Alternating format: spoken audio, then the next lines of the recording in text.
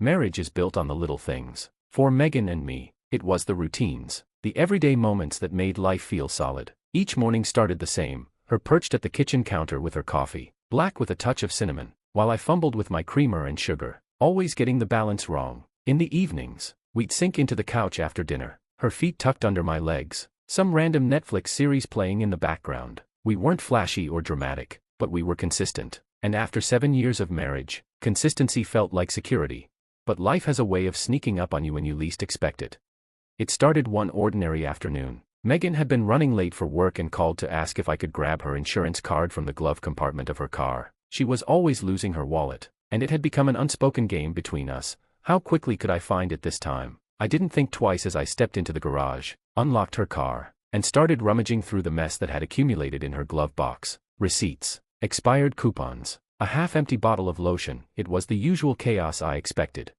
And then I saw it. A crumpled pharmacy receipt buried under a stack of takeout menus. I almost ignored it, ready to shove everything back in place and move on. But something about it stopped me. Maybe it was how freshly crumpled it looked, like she'd only recently tried to hide it. I smoothed it out, not even sure why I was bothering. The name of the medication at the top was unfamiliar, but at first, I didn't think much of it. Megan had always been private about her health. Maybe it was for something minor, something she didn't think to tell me about. But the date caught my eye. It was from last week. That's when curiosity shifted to unease. I typed the medication name into Google, expecting to see something benign like a vitamin supplement or allergy medication. Instead, my phone screen filled with search results that made my stomach drop. It was an antiviral drug, specifically prescribed for treating certain STDs. My brain scrambled for answers. There had to be a mistake. Maybe it wasn't hers. Maybe the pharmacist gave her the wrong receipt. Maybe. But no matter how many excuses I conjured, none of them made sense. The receipt was from her car. The date matched the day she'd told me she'd been working late. The pit in my stomach deepened as I folded the paper and slipped it into my pocket. That night, I tried to act normal, but my mind was racing. Megan came home tired, her smile tight, her laughter forced. We sat across from each other at dinner, and for the first time, I noticed how distracted she seemed. Her fork hovered over her plate, barely picking at her food. Her phone buzzed twice during the meal, and each time, she grabbed it quickly, locking the screen almost immediately. Normally, I wouldn't have thought twice about it, but now, every action, every glance away, felt suspicious. "Long day?" I asked, trying to sound casual. She nodded, giving me a weak smile. "You have no idea. Work's been brutal lately."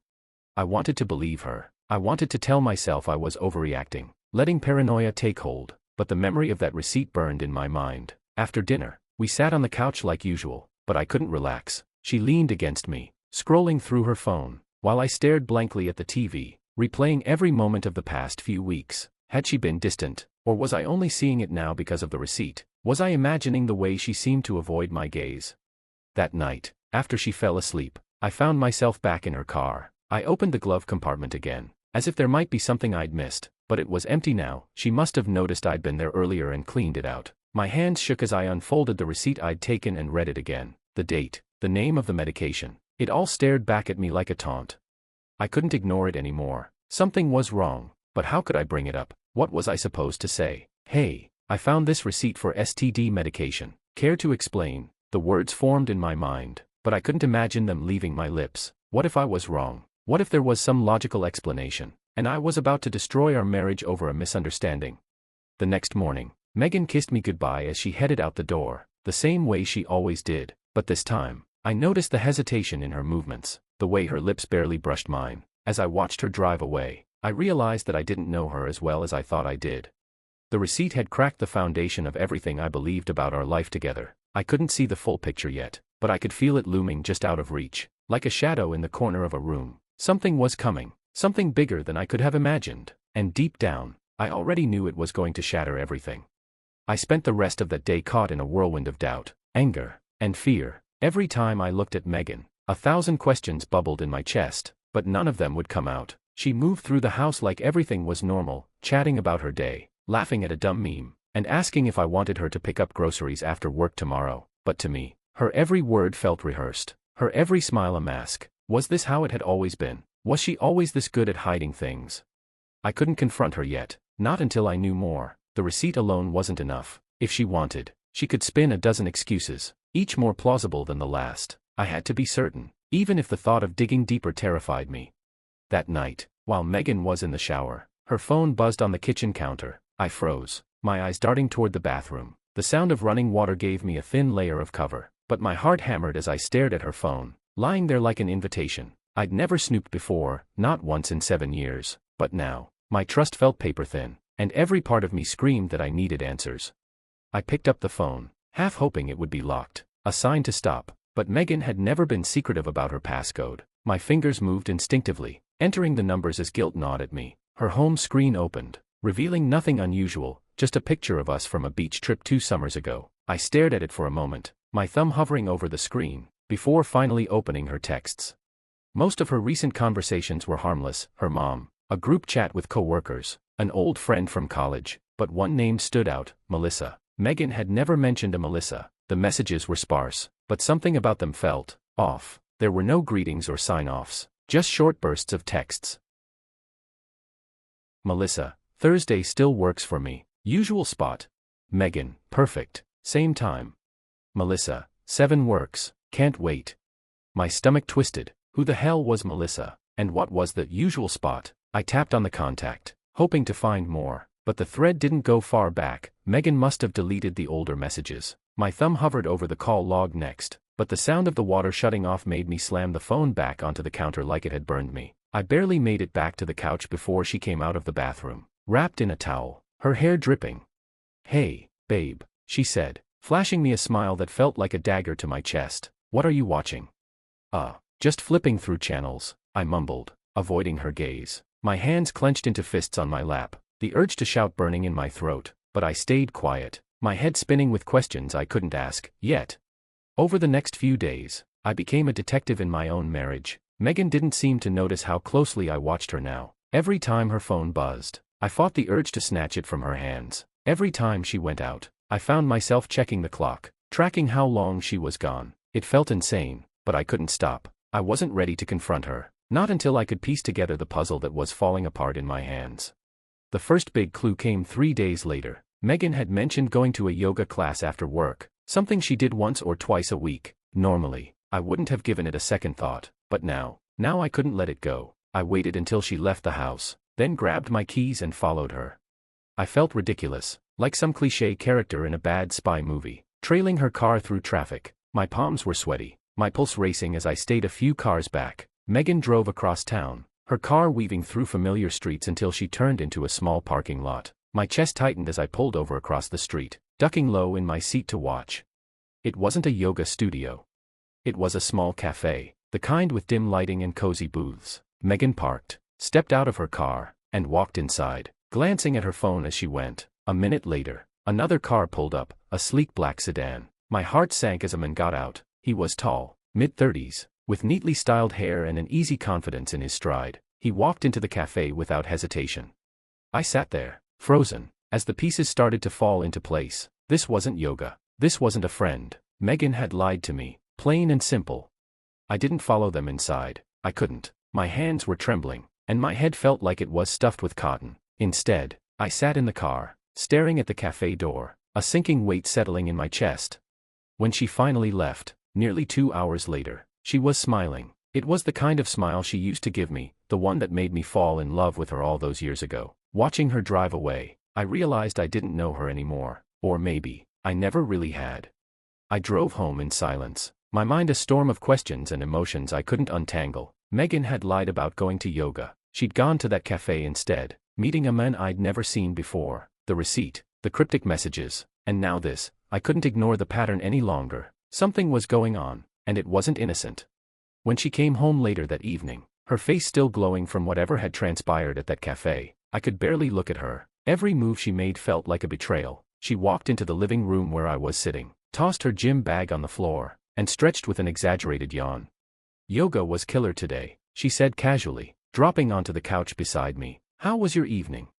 I stared at her, my mouth dry, fighting the urge to scream. How could she sit there and lie to my face? How could she pretend everything was fine while tearing our life apart behind my back? I wanted to confront her right then, to demand answers, but something held me back. I wasn't ready, not yet. "It was fine," I said, forcing a neutral tone. Just caught up on some work. She smiled, oblivious to the turmoil brewing inside me. Good. I'm starving. What do you want for dinner? Dinner. Like nothing had happened. Like we were just another happy couple at the end of a long day. I couldn't believe how easily she slipped into this facade. But maybe that was the worst part. How practiced she was at pretending. How many lies had I missed over the years because I trusted her so completely? For the next few days, I kept my distance, watching her every move like a hawk. I studied the way she glanced at her phone, the way her tone shifted when she took certain calls. I began noticing things I never would have before, like how she'd lock her phone screen more quickly than usual, or how she'd sometimes leave the room to answer texts, claiming it was work stuff. Each little detail added fuel to the fire in my chest, but I needed more than suspicions. I needed proof. That's when I remembered the tracker. It was something I'd bought months ago, a small GPS device meant for keeping tabs on our dog when we let her off leash in the park. At the time, it seemed like a harmless gadget. Now, it felt like my only lifeline. I slipped it into the glove compartment of Megan's car one morning, my heart pounding at the thought of what I might find. The waiting was agonizing. Every time she left the house, I resisted the urge to pull up the tracker immediately. I didn't want to seem obvious, but when Saturday came, the same day as the Thursday from her text exchange with Melissa, I couldn't help myself. She kissed me goodbye that afternoon, saying she was running errands. As soon as she pulled out of the driveway, I opened the app on my phone. Her car headed downtown, just like before. I watched the little dot on the screen make its way to the same cafe. My stomach sank as I clenched my fists, the confirmation hitting harder than I'd expected. I stared at the screen for what felt like hours, but really, it was only about 45 minutes. Then, the dot started moving again. But this time, she didn't come straight home. Instead, she drove to a residential area, a quiet neighborhood I didn't recognize. The tracker stopped at an address I'd never been to, a small house on the corner of the street. My pulse raced as I stared at the app, trying to make sense of it. Who lived there? What was she doing? I wrestled with myself for several minutes before making a decision. I grabbed my keys and drove to the address, parking a block away. My hands were shaking as I stepped out of the car and walked toward the house. I didn't know what I was going to do, confront her, take pictures. I just needed something, anything, to piece together the truth. As I approached, I saw her car parked in the driveway. The blinds on the front window were closed, but I could hear faint laughter coming from inside. My chest tightened as I imagined what was happening behind those walls. I walked past the house, my mind racing, and turned the corner, stopping just out of sight. I stayed there for nearly an hour, pacing the sidewalk, waiting for her to come out. When she finally did, she wasn't alone. The same man from the cafe walked her to the car, his hand briefly brushing against her back. They were laughing, their voices carrying through the crisp evening air. It was so casual, so intimate, like they'd done this 100 times before. I ducked behind a tree as she pulled out of the driveway and drove away. The men lingered for a moment, watching her go, before heading back inside the house. I stood there for what felt like forever, my mind numb, my body heavy. I wanted to scream, to cry, to punch something, anything to release the torrent of anger and betrayal surging through me, but I didn't. I just stood there, staring at that house, feeling like my entire world had crumbled around me. When I finally made it back to my car, I sat there for a long time, trying to decide what to do. Should I confront her now, wait until I had even more proof, or should I just walk away, leave her and this mess behind before it destroyed me completely? I didn't know the answers yet, but one thing was clear: my marriage was no longer the safe, steady haven I'd believed it to be, and Megan was no longer the woman I thought I knew. By the time I got home, the sun was setting, casting a dull orange glow across the house I once considered my sanctuary. Megan's car was already in the driveway, parked neatly as if nothing had happened. I sat in my car for a few moments, staring at the house, trying to summon the courage to walk inside. Every part of me wanted to kick open the door and demand answers, to make her confess to whatever it was she was hiding. But another part of me, the part still clinging to hope, wanted to pretend I hadn't seen anything. When I finally walked through the door, Megan was in the kitchen, humming softly as she chopped vegetables. The smell of garlic and onions filled the air, a warm, familiar scent that twisted my stomach in knots. How could she act so normal? How could she hum a tune and make dinner while hiding something so monumental? My hands clenched at my sides as I forced myself to keep my tone even. "Hey," I said, setting my keys on the counter. She turned and smiled, her face lighting up as if she hadn't just come from someone else's house. "Hey, you. How was your day?" It took everything in me not to scream. Instead, I shrugged. Same old, you. "Oh, you know," she said breezily, turning back to the cutting board. Ran a few errands. Got some groceries. Nothing exciting. The lie hit me like a slap. I stared at her back, my jaw tightening as she continued chopping, completely unaware of the storm building behind her. I wanted to call her out right then, to tell her I knew about the cafe, the men, the house, but I couldn't. Not yet. I needed to hear her lie again. I needed to see if she would double down. So, no yoga today? I asked casually, leaning against the counter. She froze for just a fraction of a second, so small, so fleeting. I might have missed it if I hadn't been watching her so closely. Then she laughed, a little too loud. Oh, no, I skipped it today. I just wasn't feeling it. Skipped it? Huh? I said, my voice sharper than I intended. That's not like you. She glanced over her shoulder, her smile faltering. Yeah, well, everyone needs a break sometimes. You okay? You seem tense. Tense? Was that what I was? I felt like a volcano about to erupt, the pressure building with every word she spoke, but I forced myself to nod, plastering on a fake smile. Yeah, just a long day. Dinner was torture. Megan chatted away, oblivious to the fact that I wasn't really listening. She talked about work, the weather, some show she wanted to watch later. I nodded in all the right places, my mind racing as I tried to figure out my next move. Confronting her at the table felt wrong somehow, like it would taint the years of memories we'd shared over countless meals. But the longer I sat there, the harder it became to stay silent. After we finished eating, Megan started clearing the plates. You want to watch something tonight? She asked, stacking dishes in the sink. I stared at her for a long moment, my heart pounding in my chest. Actually, I need to ask you something. She paused, her back to me. Slowly, she turned around, her expression unreadable. What's up? I took a deep breath, trying to steady my voice. Where were you earlier? Her brow furrowed. I told you, I was running errands. Really? I said, my tone sharper now, because I thought you said you went to yoga. Her eyes widened, just for a second, before she quickly masked it with a nervous laugh. Oh, right, I mean, I was planning to go, but I decided to skip it, like I said. I stepped closer, my heart hammering, and instead, you went where? The cafe, or the house? Her face went pale. What are you talking about? I followed you, Megan, I said, my voice cracking with a mixture of anger and pain. I saw you go to that cafe, I saw you meet that guy, and I saw you go to his house, so don't stand there and tell me you were running errands. For a moment, she just stared at me, her mouth opening and closing like a fish out of water. Then she took a deep breath, her expression hardening. I can't believe you followed me. That's insane. Do you know that? Do you know how controlling that is? Controlling? I shot back, my voice rising. You're the one sneaking around, lying to my face, and I'm controlling. It's not what you think, she said quickly, her voice trembling. I swear, it's not. Then what is it? I demanded, my chest heaving, because from where I'm standing, it looks pretty damn bad. She hesitated, her hands gripping the counter behind her. I've been meeting a friend. A friend, I repeated, my voice dripping with sarcasm. That's your story, a friend? Yes, she said firmly, though her voice shook. It's not what you think. Okay, I didn't tell you because I knew you'd react like this. I laughed bitterly, running a hand through my hair. React like this? You mean react to my wife sneaking around behind my back? Yeah, what a shock. Miles, she said softly, stepping toward me. Please, just let me explain. Her use of my name, the pleading in her voice, it should have softened me, but it didn't. Not this time. You've had plenty of chances to explain, Megan, I said coldly. You just chose to lie instead. She opened her mouth to say something, but I didn't want to hear it. Not then. Without another word, I turned and walked out of the kitchen, her voice calling after me as I climbed the stairs. I slammed the bedroom door behind me, the sound echoing in the silence of the house. I didn't know what hurt more, that she'd lied, or that she thought I was stupid enough to believe her excuses. Either way, the woman I'd married felt like a stranger now, and I wasn't sure if I wanted to hear her explanation, or if it even mattered anymore.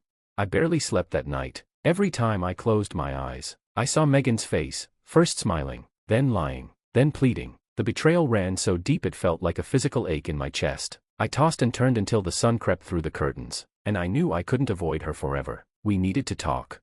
When I finally came downstairs, Megan was sitting at the kitchen table, a mug of coffee in her hands. She looked like she hadn't slept much either. Her hair was messy, her eyes puffy, and there was a weariness in her posture that almost made me feel bad. Almost. She looked up as I entered the room, her face cautious. Good morning, she said softly. I didn't respond, instead heading straight for the coffee pot. The silence stretched between us, heavy and suffocating. Finally, I turned to her, my mug clutched tightly in my hands. "So," I said, my voice flat, "are you ready to tell me the truth now?" Megan sighed, setting her mug down. "Miles, don't lie to me again," I snapped, cutting her off. "I want the truth, all of it." She winced, her hands wringing nervously in her lap. "I'm not having an affair," she said quickly. "I know how it looks, but I swear it's not that." "Then what is it?" I demanded, crossing my arms, because sneaking off to meet a guy at a cafe and then going to his house doesn't scream innocence. She hesitated, her eyes darting to the window like she was searching for an escape. "It's complicated," she finally said, her voice barely above a whisper. I laughed bitterly. "Complicated, right? That's exactly what someone says when they don't want to admit they're guilty." "Miles, please," she said, standing up. She moved closer to me, her hands reaching out, but I stepped back, her face crumpled, and for a moment, I almost believed her. "It's not what you think, the man you saw. He's a doctor." I blinked, caught off guard. "A doctor?" "Yes," she said, nodding quickly. "I've been seeing him for a medical issue, something private." "A medical issue," I repeated, skepticism dripping from my voice. "And this medical issue couldn't be addressed at a normal clinic?" "It's not that simple," she insisted, her voice trembling. "It's embarrassing." "Okay, I didn't want you to know. I thought I could handle it on my own." Her words started to chip away at my anger, but the cracks in her story were still glaring. "If he's just a doctor, why the cafe? Why not a professional office?" "He's doing me a favor," she said, her eyes pleading. "The cafe was just a place we agreed to meet because it's less formal. I swear, Miles, there's nothing inappropriate going on." It was a good lie, a really good one. For a second, I almost bought it, but then the memory of that receipt came rushing back. STD medication. A man who was definitely not acting like a professional. Her excuses didn't add up, no matter how desperately I wanted them to. "If that's the truth, then show me," I said, setting my mug down with a thud. "Prove it. What's his name? What's he treating you for? Let me call him." Her face paled, and I knew I'd hit a nerve. "I can't," she said, shaking her head. "It's confidential." I laughed bitterly. "Confidential? I'm your husband, Megan. I have a right to know if something's wrong with you, or with us." Her lips pressed into a thin line, her eyes glistening with unshed tears. "I can't," she repeated, her voice cracking. "Please, just trust me." "Trust you?" I snapped, my voice rising. "You've been lying to me for God knows how long, and now you want me to trust you? How stupid do you think I am?"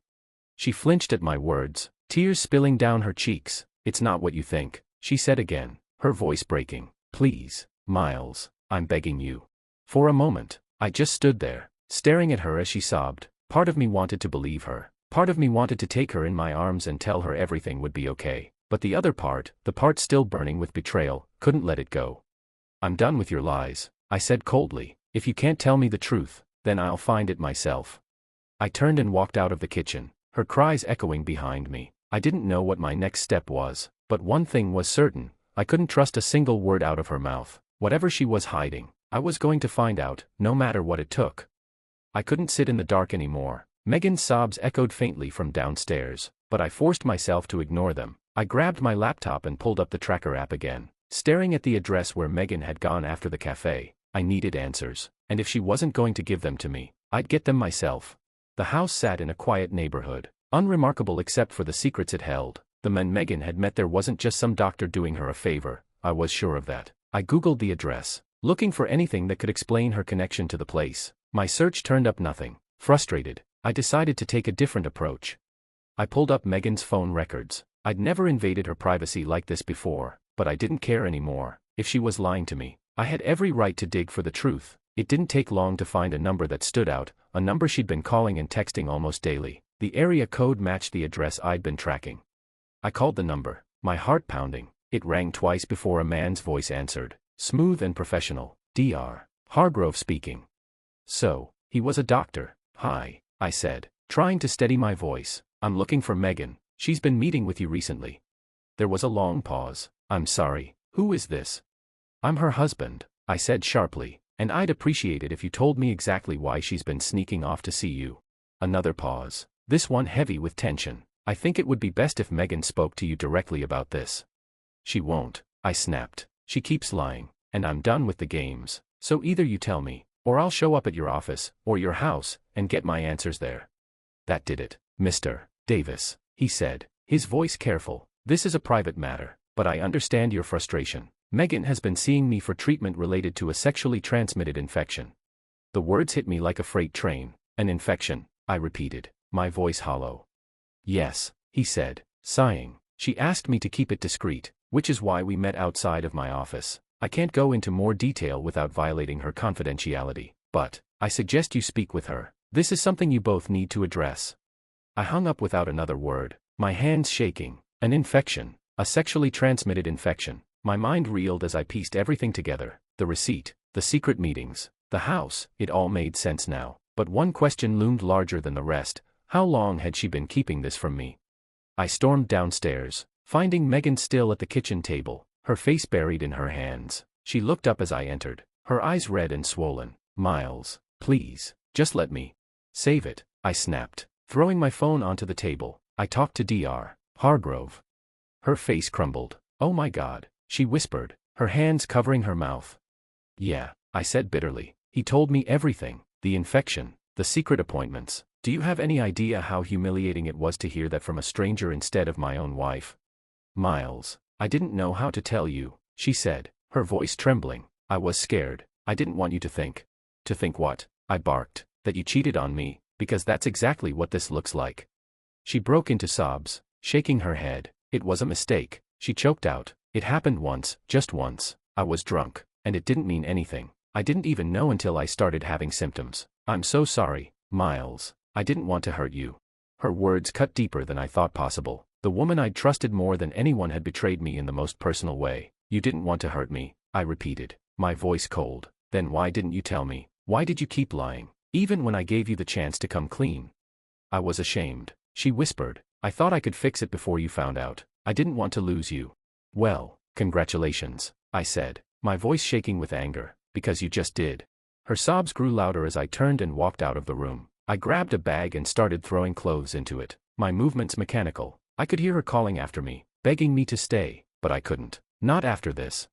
By the time I left the house, the sun was setting again, painting the sky in shades of red and gold. I sat in my car, staring at the driveway for a long moment before pulling away. 7 years of marriage, gone in an instant. I didn't know where I was going or what came next. All I knew was that I couldn't stay, not with her, not with the lies. As I drove away, my phone buzzed with a message. I glanced at it briefly, another text from Megan, pleading for forgiveness, but I didn't respond. Some things can't be fixed,